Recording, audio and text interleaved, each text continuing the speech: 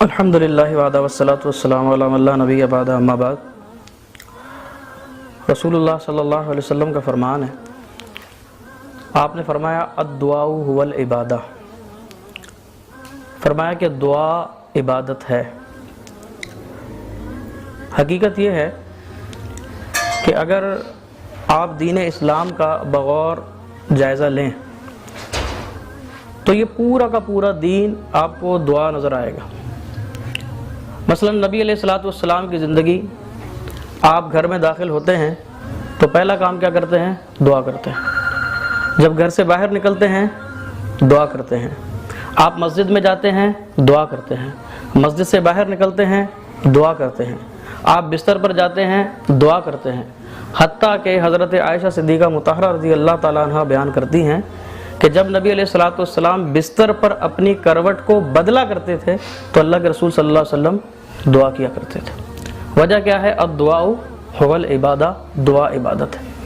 ایک حدیث میں نبی علیہ الصلوۃ والسلام فرماتے ہیں کہ لیس شیء اکرم علی اللہ من الدعاء، کہ اللہ تبارک و تعالیٰ کو کسی چیز کی اتنی زیادہ اللہ تعالیٰ اکرام نہیں کرتے، اتنی زیادہ اس کو عزت نہیں دیتے من الدعاء، جتنا اللہ رب العالمین دعا کو جو ہے حیثیت دیتے ہیں۔ تو نبی علیہ الصلوۃ والسلام نے دعا کے متعلق کئی انداز سے توجہ دلائی مسلمانوں کو۔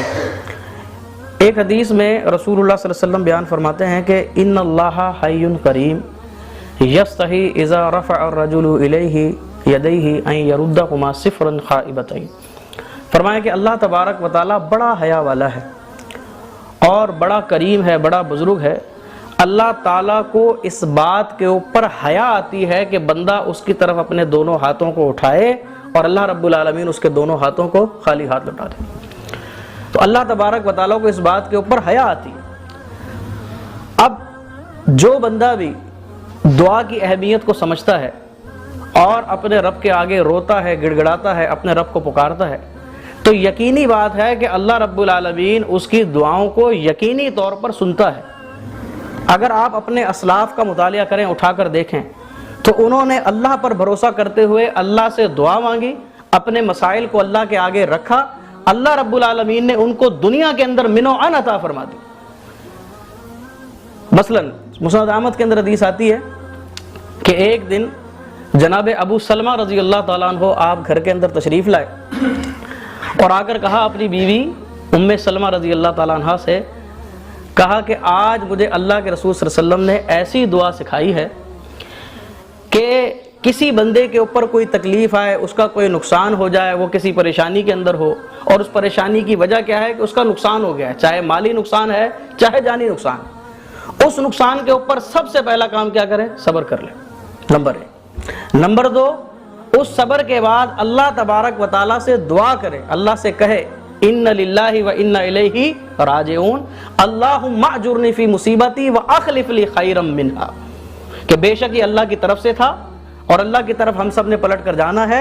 اے اللہ تو مجھ کو بدلہ عطا فرما اس مصیبت کے اندر، اس پریشانی کے اندر، اور اس میں سے مجھے بھلائی کی طرف جو ہے تو پھیر دے اور بھلائی اس میں سے تو نکال دے۔ یعنی اللہ تبارک و تعالیٰ سے یہ دعا کرے۔ یہ حدیث مسند احمد کے اندر ہے، صحیح مسلم کے اندر اس کی اصل موجود ہے۔ ام سلمہ سے بھی یہ دعا صحیح مسلم کے اندر ثابت ہے۔ ام سلمہ کہتی ہیں کہ جب ابو سلمہ نے یہ دعا پڑھی تو میں نے اس دعا کو انہوں نے پڑھایا کہ اللہ کے نبی سے سنا ہے، میں نے بھی یاد کر۔ پھر کہتی ہیں کہ چند دنوں کے بعد، کچھ عرصے کے بعد میرے خاوند جناب ابو سلمہ رضی اللہ تعالیٰ عنہ فوت ہو گئے۔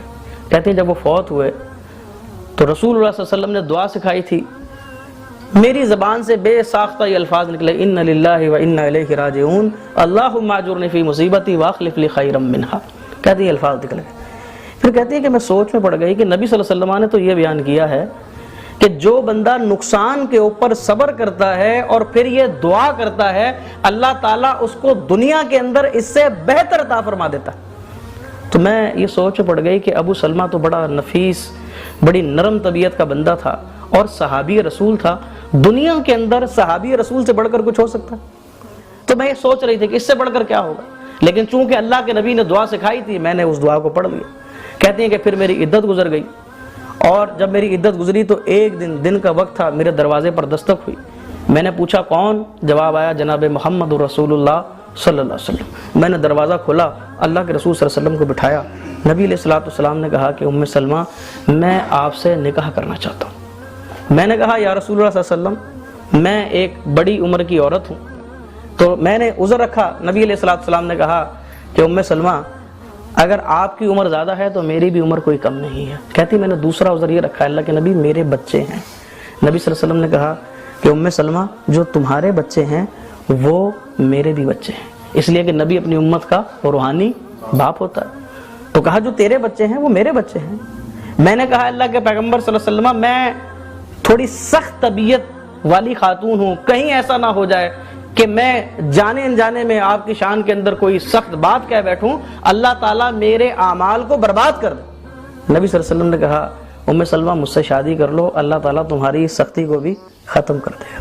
اور پھر میں آپ کی زوجیت میں چلے گئی، اور اس دن مجھے اس دعا کی برکت کا اندازہ ہوا کہ ہاں دنیا کے اندر اگر ابو سلمہ سے کوئی بہتر ہو سکتا تھا تو جناب محمد رسول اللہ۔ تو یہ ہے دعا۔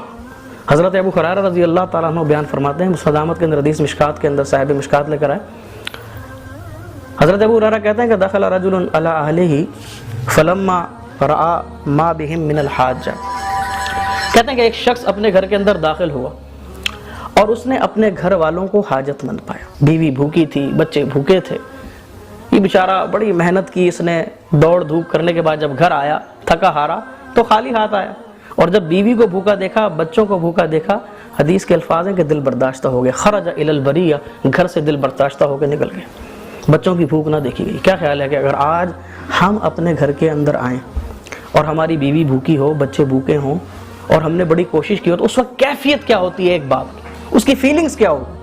تو یہ کیفیت تھی۔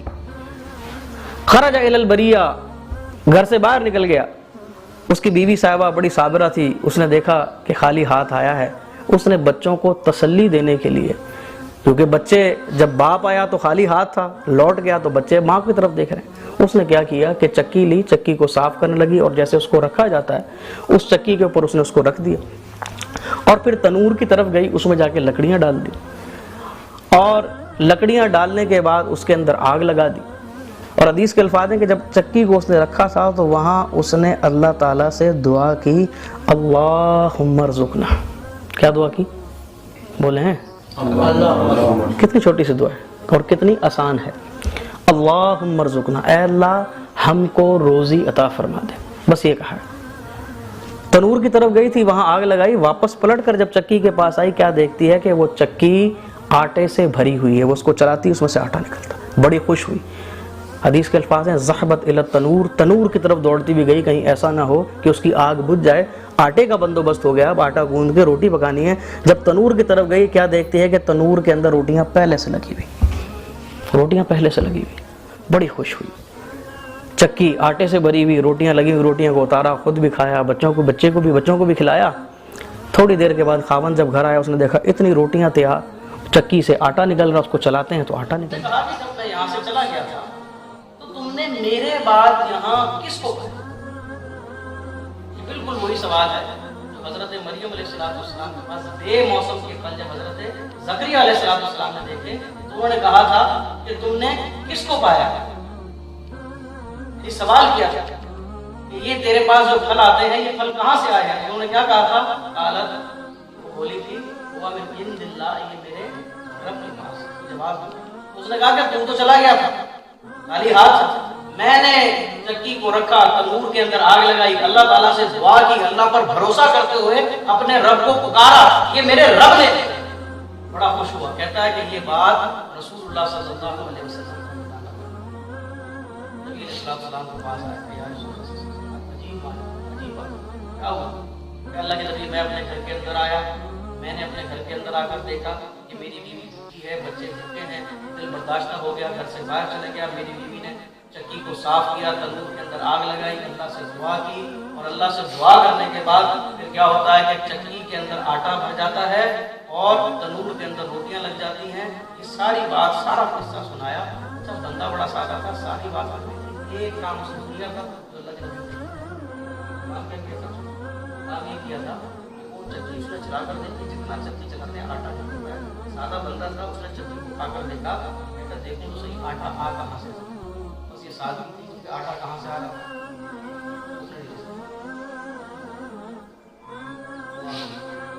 نبی علیہ السلام کو ساری بات بتائی کہ نبی صلی اللہ علیہ وسلم نے اٹھایا، اللہ کے نبی صلی اللہ علیہ وسلم اٹھا کر والے بندے تھے. میں یہ چاہتا تھا کہ ایک دانہ بھی اس کا ضائع نہ ہو. میں نے تو اس کو اٹھایا اور صاف کر کر آیا. نبی علیہ السلام نے صحابہ کرام رضوان اللہ علیہم کی موجودگی میں کہا وہ میرے ساتھی فرمایا کہ انہ لو لم یرفعها لم تزل تدور الى یوم القیامہ. اگر یہ بندہ اس چکی کو نہ اٹھاتا قیامت تک وہ چکی چلتی رہتی جیسے اس کے خاندان کو یہاں سے.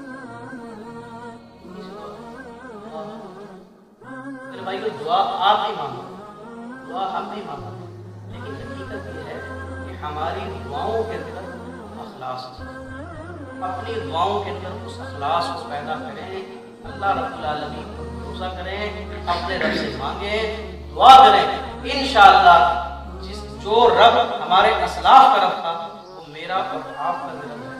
جو رب ان کو دینے پر قادر تھا وہ رب ہمیں بھی دینے پر قادر ہے. مسئلہ رب العالمین کا نہیں ہے، مسئلہ ہمارا ہے. ہمارے ایمان کے اندر کمی ہے، ہمارے اندر جو ہے وہ کمزوریاں موجود ہیں. اپنی ان کمزوریوں کو دور کریں، اللہ تبارک و تعالیٰ کو بھروسہ کریں. حدیث میں آپ کے ساتھ دعا اول عبادت، اصل میں یہ اس چیز کا معنی ہے یقیناً دعا ہی عبادت ہے. یہ وجہ ہے کہ آپ نماز دیکھو، روزہ دیکھو، حج دیکھو، زکات دیکھو، جتنی بھی عبادات ہیں ان عبادات کو دیکھو گے، ان عبادات کا جو ہیڈ ہوگا اللہ تعالیٰ سے دعا کریں کہ اللہ علیہ مجھے اور آپ ہم